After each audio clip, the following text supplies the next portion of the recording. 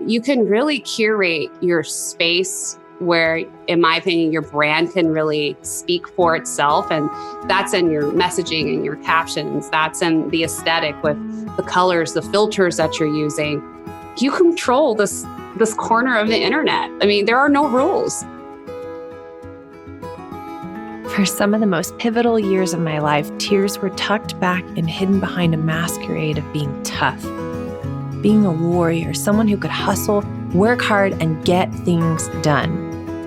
But it wasn't until I started to get more in tune with who I really am that things took off in my business.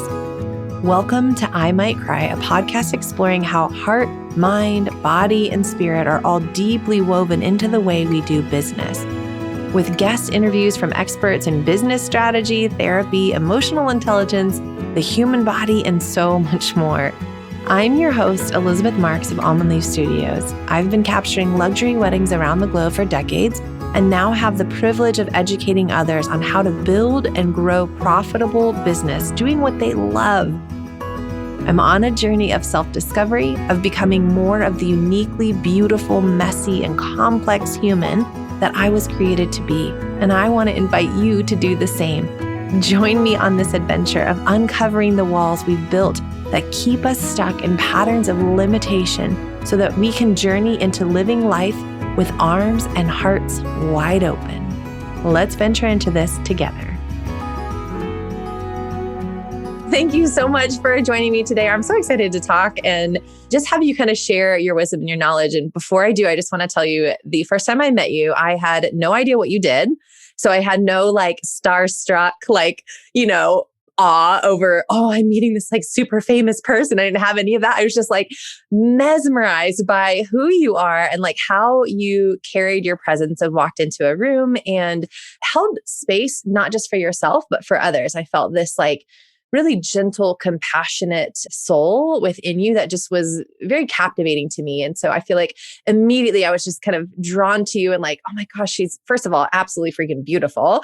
And then also just so tender. And I don't know, you just have always had that kind of a presence. So I am so honored and excited to have you here today and just to get to allow others to know who you are and get to glean some wisdom from you because you're really amazing at what you do. Oh my gosh, you're giving me way too much credit, but I really appreciate it. Thank you so much. I mean, it's always an honor to hear that the energy you're trying to radiate into the world is being received that way. So thank you for sharing that with me. Words of affirmation is my love language. So there you go. Right there. Yeah, it's all right there. Feeling the love. But no, yeah. But thank you so much for just allowing me to be a part of your space and with your audience and just share some of my journey and all things social media and life and all that great stuff. So thank you. I really appreciate being here. Absolutely. Do you want to start with maybe just kind of telling us who you are and what you do, but also anything else that comes to mind of, just who is MJ? Absolutely. So MJ is technically a moniker that I came up with a few years ago, about a little bit over 3 years ago, when I did a complete rebrand from my blog. I had been married and I felt that it was just really necessary to do something easy that would be memorable and succinct because my real name, Mallory Haynes Johnson, is just way too long for the internet. So my maid of honor started calling me MJ with Johnson as my married name. And it just kind of stuck. And I was like, you know what? There's a lot of great MJs in the world. Why not join them? So Life by MJ was created and really it represented a rebirth for me. I was a new woman getting married. I mean, much hadn't changed. Let's just be honest in terms of getting married. But mentally, I was going through a shift. And it really started to embody that change that I'm still going through, more or less. Yeah. We all change every day. But it really peaked for me where I started sharing my infertility journey on social media. And I was really scared to do that. I had 2 miscarriages and started to embark on an IVF journey. And I just became connected to this incredible community of women who understood exactly where I was at and what was happening in my mind and just the trials and tribulations of that journey in itself. So things just really started moving really fast for me once that happened. I was starting to use my blog and use Instagram to really start, really Instagram specifically, to connect with this community using the specific hashtags and creating content that resonated with them as well. And then I started pitching brands to work with them to basically share their story with my audience that I felt that was aligned. And things just really started snowballing. We eventually were able to successfully get pregnant. And with having my daughter, I joined the ranks of motherhood. And that was just a whole other tribe as well. And things just really snowballed even more from that point. So here we are a little bit over, my daughter's 2 years old now. Her name's Lucky. And I've worked with more brands than I can think of. I've worked with Coca-Cola, Costco, Walmart, Target, really large entities, and also smaller brands. I actually love working with smaller brands. And now I also teach others how to leverage their influence, whether they're an influencer, an entrepreneur, or freelancer, to work with other brands and businesses so they can also expand their reach and monetize their influence. So yeah, that's essentially where I'm at from the Cliff Notes version. Oh, I love that. Thank you for sharing. I want to go in quite a few different directions with even just what you shared, but maybe we could start with kind of diving into some like deeper heart stuff if you're open to it. Just kind of sharing a little bit of, who was Mallory before you kind of began that Life by MJ journey. You're kind of talking about this transformation and, like you're saying, this ongoing transformation. I'm a huge believer in there's not actually like some destination at which we arrive where like we've achieved some crazy goal, or maybe we do and it just, keeps extending, or I don't know. I feel like so much of it is actually about the journey. So I'm just really curious to hear more from you of what is that? Who are you embodying and how are you noticing those shifts within yourself on this journey? Well, to answer your first question, who I was before MJ, like my Sasha Fierce persona. That's kind of how I look at it, Beyonce and Sasha Fierce. But before I really found this community on social media, I was lost as hell. And I really did not know my purpose. I knew I wanted to be on the internet. Like I had dabbled in blogging and YouTube and posting here and there on Instagram, but I didn't know what the hell I was doing. I was not strategic. I was all over the place. And ultimately, for me, the reason why I decided to adopt this journey for MJ more or less was because it was something I had control of in my life at the time with the infertility issues that I had. I mean, I had not ever felt so insecure in my life. I mean, as a woman, we're told this is what our bodies are supposed to do. Like, this is just what you do. And my body just wasn't doing it. And I knew even before I saw the fertility specialist, I knew something was wrong. I was just like, something's just not right. Like something's off about my body. And I remember talking to a doctor. She was like, oh, you just need to relax. You need to check when you're ovulating. You need to do this. I'm like, can you just run my blood work? Right. Yeah, like, thanks. That's super helpful. I'm like, I'm doing that. And it's like not working. Like the timing's just not adding up. And my period was all over the place. So I asked her to run some blood work, and lo and behold, it came back that my thyroid was a little off. And she was like, it's just a bit off. And I'm like, something still isn't right. So I talked to my husband at the time, and I was just like, I think we need to go see a fertility specialist. He was totally against it. My husband has 2 children prior to our relationship, 2 wonderful stepchildren that I adore. They're much older. They're adults pretty much now. So he's just like, this works for me, and I haven't had issues. He's like, I know parenthood is not easy. So do we really need to? Well, and then on top of that, he's like, I never had to do anything like that. Like, why do we need to go see a doctor? Yeah. But I really advocated for us because I'm like, honey, like, it should not be this hard. So we went to the fertility doctor. Long story short, I'm so glad that I listened to that. And I didn't realize, though, once I unveiled all of my infertility issues and we got a full, beyond regular physical of what's going on with our bodies, he's fine. It's all me, of course. And I was just in a really dark place because I was the problem, quote unquote, the problem. So for me, social media became this, not only an outlet, but something I could control And, I could have fun, but I could also talk about the things that were bothering me. And I really didn't have anyone in my immediate circle. This is pre-COVID when you could hang out with people.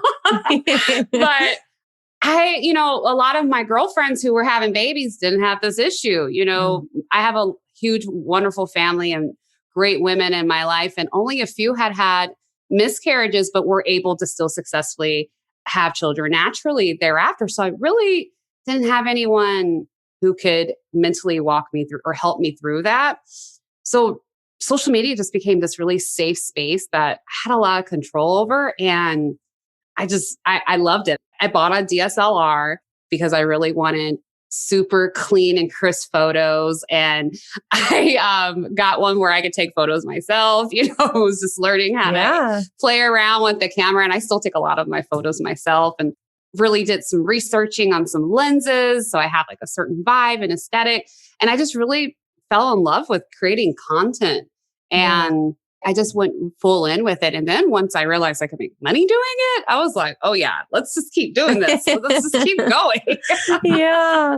Well, first of all, for those of you, if you don't know her and you don't follow her on Instagram, you need to go check her out because you, MJ, are so great at like making it so honest and real, but like playful and fun. And I don't know, I just always enjoy the content you put out. I'm so glad that I get to see your name pop up in my feed. It's really fun. You did a great job of kind of balancing that. And maybe that's a great segue into, for people that maybe aren't looking to just kind of be that influencer role, but want to grow their business on Instagram.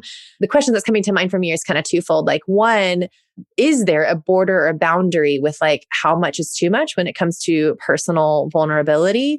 And then also, like, do you have any input or suggestion for people that really don't feel comfortable being seen or showing up themselves and they only want to represent their work? I know I'm throwing a lot at Absolutely. you. No. And these are questions I get from clients and from other people. So they're totally valid questions. So the question of, for those who don't want to show their face, I know that's so scary. But I do operate from a place where I feel that people buy relationships, they buy a feeling, they buy expression. So for instance, we'll take it to like the extreme. Coca-Cola. Coca-Cola is not a person. It's a huge corporation and brand. But we all know the feeling of drinking a Coke. We all know what that brand embodies and the colors and the songs. And I mean, they've been doing this and ingraining this in us for years. So my opinion is that, you can really use that as like a blueprint, more or less, to really invoke those feelings. And you can have spokespeople do things for you. Your content can speak for you. There's so many people who are doing really well, just doing carousels on Instagram, who are just I've seen some people doing reels, because reels is like the hot thing on Instagram, for instance. There are even people who simply show their face really quick.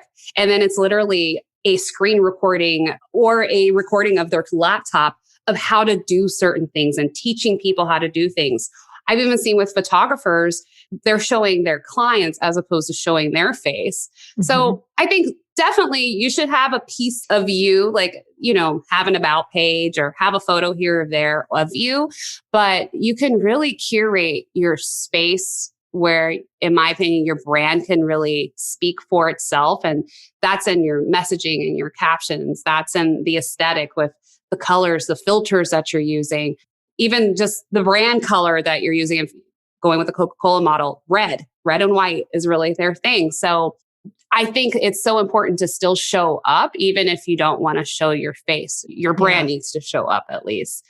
For your other question, though, in terms of like what's too much, or for those who are showing their faces, where do you draw the line? Because I definitely teeter-totter on that. And it's ever evolving for me because my life is ever evolving. And I really started this being really transparent about a certain piece of my life. And I haven't neglected that content or that audience because they're a big part of where I'm at right now.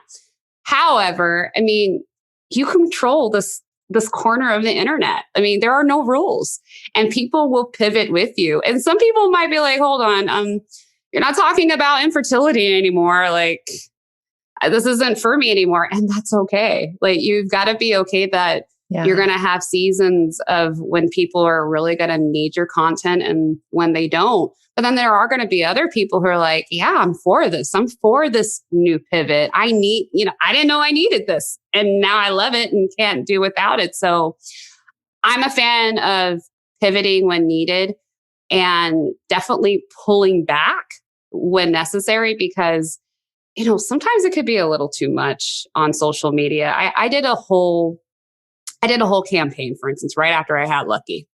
And it was with a large breastfeeding company. And it was amazing. They're super supportive. But I embarked on a 28-day journey where every single day I was on social media showing the trials and tribulations of breastfeeding. And I know that helped so many women, but I was so burnt out by the end of it. I was like, I am tired of talking about my boobs. Yeah. So I have since stopped talking about it. Like just went cold turkey because I really needed to create that space for me as a new mother. I served its purpose, and I believe in seasons. I go in seasons with my podcast. I used to be like, oh no, I'm never going to stop. But I'm a big advocate of like creating that space, whether you do it with your content or you literally just draw that line that, okay, I'm done talking about this. Like you can look at that old stuff and just move on. I love that. I am thinking about some of the things that you said that really resonated with what I observe in some of the students that I coach, where I watch them like start learning. They're like, okay, I get it. Like people buy from people. They don't just buy your brand. Like they really need that feeling to, they need that connection. They need to know who they're purchasing from, especially as somebody who offers a service. A lot of us are wedding photographers. And so we're going to be like in your face more than anybody else in the whole day.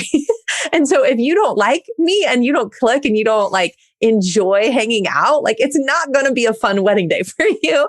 And so helping people understand that, it starts to click mentally. But then when they go to implement that into their Instagram feed, I notice it happen over and over again, where initially it just feels awkward and clumsy for them. And so they end up just kind of being like, here's some generic stuff about me.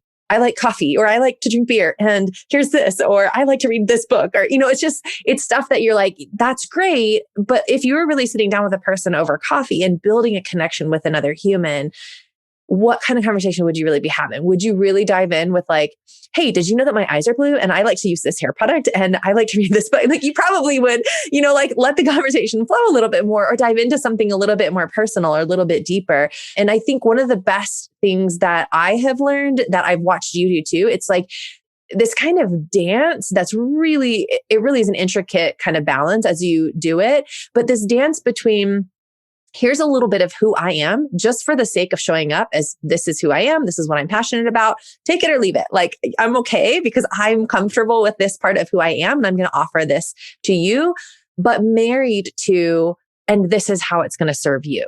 I think there has to be that, not just here I am, but like here I am in a way that this can benefit you and I'm here to help you. And I think there has to be this marriage of it. And I think you totally were kind of touching on that in what you were even saying and how you're communicating it.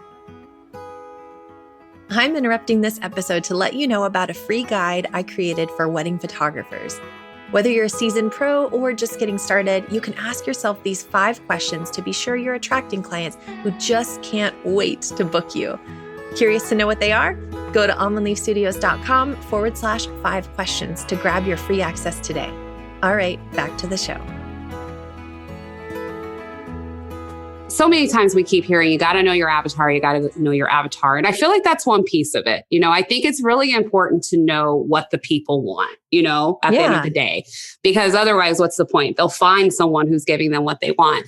But it's also important to find, what do you feel comfortable showing up and doing on a consistent basis? Because if that piece isn't there, it doesn't even matter. So I wanted to mention one thing that I found that really helps is like a testing ground on like, okay, do they like this or not?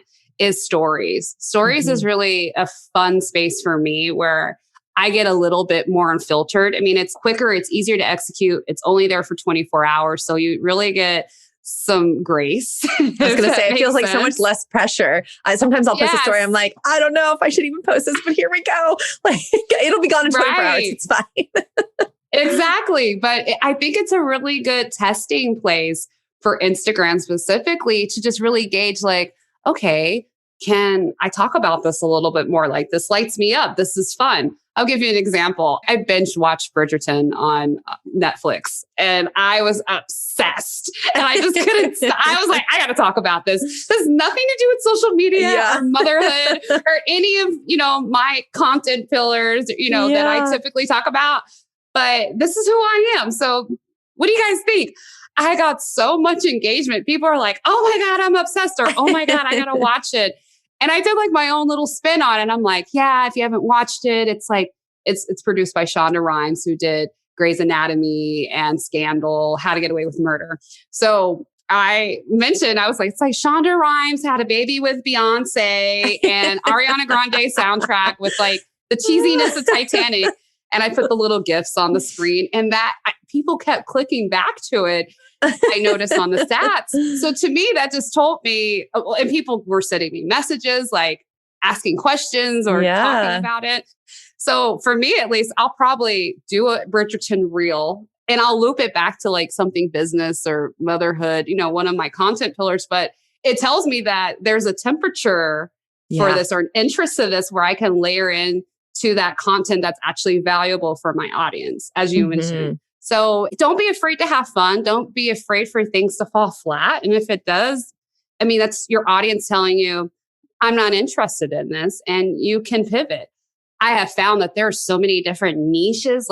You get so narrow. I genuinely believe there's an audience for everyone. And you can find a way to connect to them on these platforms, which is so powerful. Well, and I think that you're tapping into this like human longing for connection and for authenticity, and I think that's where a lot of us get hung up because we have this imposter syndrome because we're like, I don't know, like if I show up and I put myself out there, what if people don't like me? And I think sometimes that's actually tapping into a deeper issue of I actually don't like me in this area. And what if people notice that part of me that I haven't reconciled within me?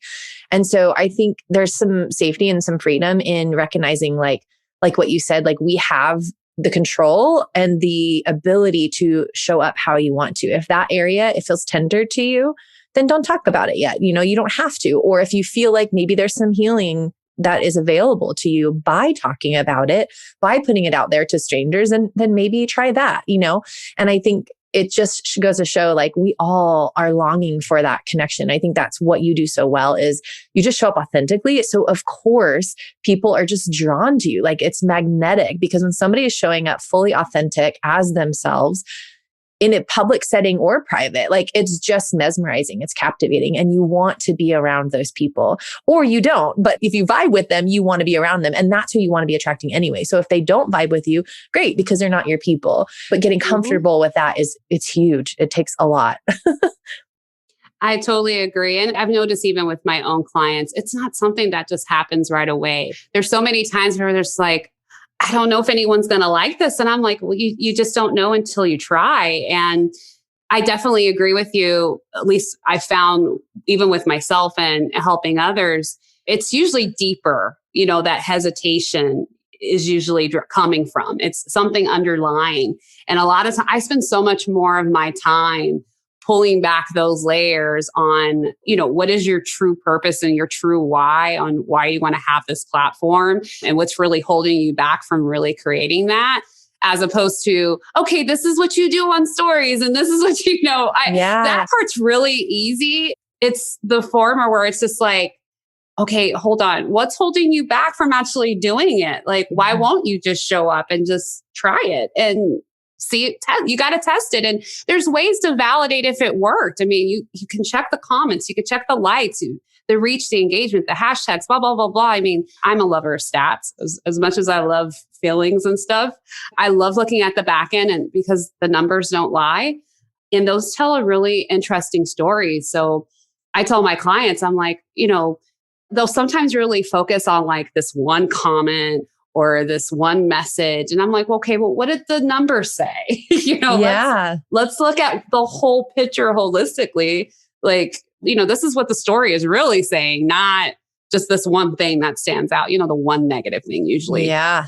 We do that all the time. We give so much effort and energy to the one little negative thing instead of like the 100 really supportive, positive things. We just are like, cool. Yeah. Thanks for that. And then we go on and we just like, I don't know, hang on to the negative. I think we do that all too often. You also are hinting at something that I feel like I've heard that feels really resonant right now in this moment, of the idea that so often we feel like we just need the new system or the strategy for something. And when really I could teach you strategy or system all day long, but if you don't change like the state of your being and who you are and the stories and the beliefs that you're telling yourself, if you can't change those first, then that system or that strategy is not going to do you any good.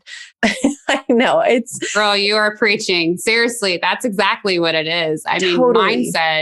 mindset is everything. And I don't know if this is an issue to say, but we're in our mastermind together. And it's been, for me at least, all very mindset. Like there's been some great pieces that great about Facebook ads or, functionally for courses and blah, blah, blah, blah. But the mindset piece, if I didn't get that right, none of that matters. Like Totally. I can't even execute. I need to fix this first. Yes. And it all starts with feeling secure in your heart and soul. And that's not the easiest thing to do. And I do feel like it's ebb and flow, but it's really helpful when you do have others in your corner who can help you get there and push through those things and can advocate for what you really want and who you really are. And that is just, man, getting that type of help is powerful. Yeah, absolutely. And on that note, let's shift to some systems. Yeah. I'm curious, like if we were to ask you for like one big takeaway of, hey, I want to see a little boost in my income or in my Instagram growth or my income or whatever it might be. Like I want to get strategic with it. What is one kind of tangible thing that we could start to look at where the data could actually give us? One of the mentors that I had used to say data over drama. Like don't make up a story in your head and like tell yourself this story and get all dramatic about it. Like just go look at the data. What's the data telling you? So I always think of that, like data over drama. So what's a way that we can kind of look at the data or be strategic with how we're approaching things? Just one tool or trick that comes to mind. Right away, and you guys probably have already heard it, Reels is supreme right now. Reels is the one thing Instagram is pushing. There's actually an article, and I can send it to you to share with your audience if you want, where Instagram reached out to quite a few creators and outlined to them, this is how you should be using our platform to get optimum results. And they indicated Reels is where it is at. It's obviously a direct competitor to TikTok. And I mean, they did the same thing with Snapchat when they created stories. So some people hate it. It's just like, why are they doing this? But then on the other hand, I kind of don't blame them. For me, it's just a little bit easier because it's all in one place. So I kind of get a little bit of everything. And they're intending for you to stay in their app. They want you to stay in their app as much as possible. So that's why they have so much variability. But Reels is insane right now. They suggest you post 5 Reels a week, which is crazy. But it is possible. I'm not quite there yet. I am planning to do a challenge on Reels for 30 days straight, 30 days, a month straight, and just to really see how things grow for me. But right now I've been playing with posting at least 1 Reel 1 week or in 2 if I can squeeze it in. I actually batch my Reels ahead of time. So that's a secret. If you're going to embark on Reels, which you totally should do, you can batch them. And what I typically do is I'll set aside like 2 hours. I know that sounds a lot, but they're a little complicated. I'm a dancing Reel person because that's what my audience likes. I love watching you dance, and I've seen you show up in like glamorous gowns. I'm like, dang, look at her. Nowhere to go. We used to go to balls with the military. My husband's in the military. So I'm like, I'm nowhere to go. So I'm going to wear these on the internet. But, have fun with it. Use your imagination. And what I typically do is I'll get dolled up because I don't wear makeup all the time. So I'm not going anywhere. I'll get dolled up, do the hair, and I'll just knock out a bunch of videos and I'll save them in my phone. I'll just only do filming of them at that time. So the different layers and cuts. I won't do the actual edits of the captions. I then will do the captions typically the week that I'm going to post it. So it just really helps me optimize and get out a lot of content. And what I do is I tailor each one of the Reels to, I also have a podcast, to my podcast episode that I have coming out. So I take a look at my podcast and I'm like, okay, these are the show notes. This is what I'm talking about. A lot of times I can't remember what I talked about on my podcast.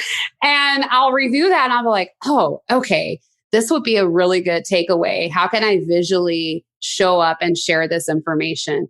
Or on the flip side, I'll do some research and see what songs are trending on Reels. That's another good way to go about it. And I'll save those. You can actually save them within Reels to reference later, the music. And that's a great way to show up on the Reels Explore page because they like to promote the latest and greatest and what's trending. So I'll just think, okay, how can I visually share information that's relative to this podcast episode to this music? And sometimes it's just pointing around and that works. I mean, that information is very quick and succinct, but I've had people, it blows me away every time they're like, oh my God, this is so helpful. And I'm like, it was only 15 seconds. But hey, it you never know. Yeah. It spoke to you. And, add those call to actions, add those things where people want to increase engagement, but then, book a call with you, book a discovery or whatever it is that you're trying to promote, because this is your time to shine, especially since Instagram is putting so much emphasis on them. The last thing that I want to mention is on the stat side, you can't see the specific stats on how your reel is performing other than likes and comments and views. However, I have noticed, because I use some other alternative things for my Instagram account to analyze and kind of get a pulse of it, my reach and my impressions on my other post increase significantly. My profile visits increase, my website visits increase. It all trickles down because Instagram, it favors that in the algorithm. And so it ends up trickling down to all the other aspects of not only my Instagram content, but even the content that I own. Okay, you might have convinced me that it's time to do a reel. I don't know. I'm still not 100% sure it's my jam, but I don't know. You might have convinced me. I may have to experiment and play. Well, you don't have to dance. That's the one thing that I want to say. I know reels get like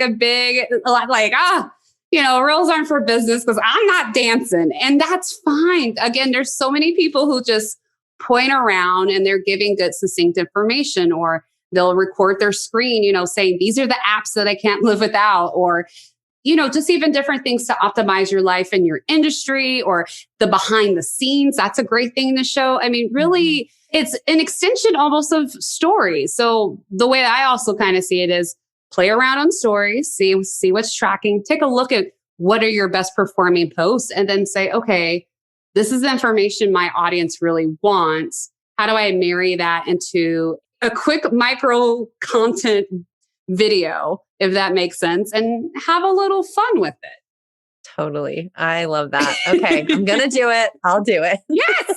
I can't wait to see it. Oh, if you dance, you get extra points. No, I'm joking. Can I point too? Can I make sure I point my fingers? Yeah, totally. You can dance and point. I do. Oh, amazing. Gosh. Thank you so much for taking the time to hang out and to help share some of your wisdom with us. I am so honored to just be in your presence and to share space with you in life and on this podcast too. So thank you for being here. Thank you. Again, it's such an honor. I hope that this was helpful to everyone. If anyone has any questions, do not hesitate to reach out. My DMs are always open. I answer questions all the time. But yeah, thank you so much for allowing me to be a part of your community. I appreciate and adore you. So thank you. Oh, thanks. Tell us, where can people find you? I know we talked about Life at MJ. So tell us more about Instagram and the podcast. Where can people find you? Yep. I am at lifebymj.com as well as Life by MJ on Instagram. I host a podcast called A Life by You. So play on life. You can also find a lifebyu.com, or you can find it on Life by MJ also. But tune in and come hang out as well. And if people wanted to have some more support from you, tell us about ways that they could receive that support from you.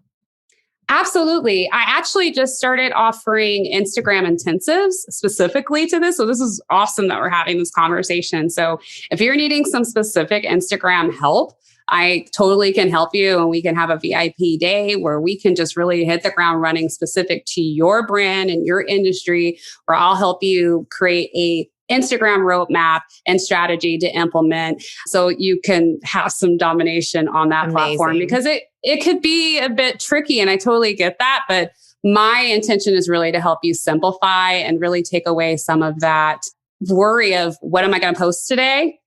I totally help you with that, where you have a strategy and it's clear on why you're showing up every single day, or however often you want to show up and need to show up on Instagram.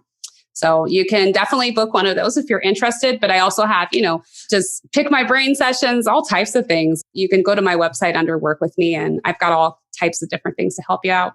Perfect. Thank you so much. No problem. Thank you. If you enjoyed this podcast today, do us a favor and hit subscribe and then leave us a review. In fact, to celebrate the launch of this podcast, we're doing a giveaway of $100 via Venmo for one lucky reviewer each month for the first 3 months. All you have to do is leave a review and be sure to drop your Instagram handle in the review so we know how to get in touch. If you're looking for more, you can find us at almondleafstudios.com or on Instagram at almondleaf. Remember, you are enough.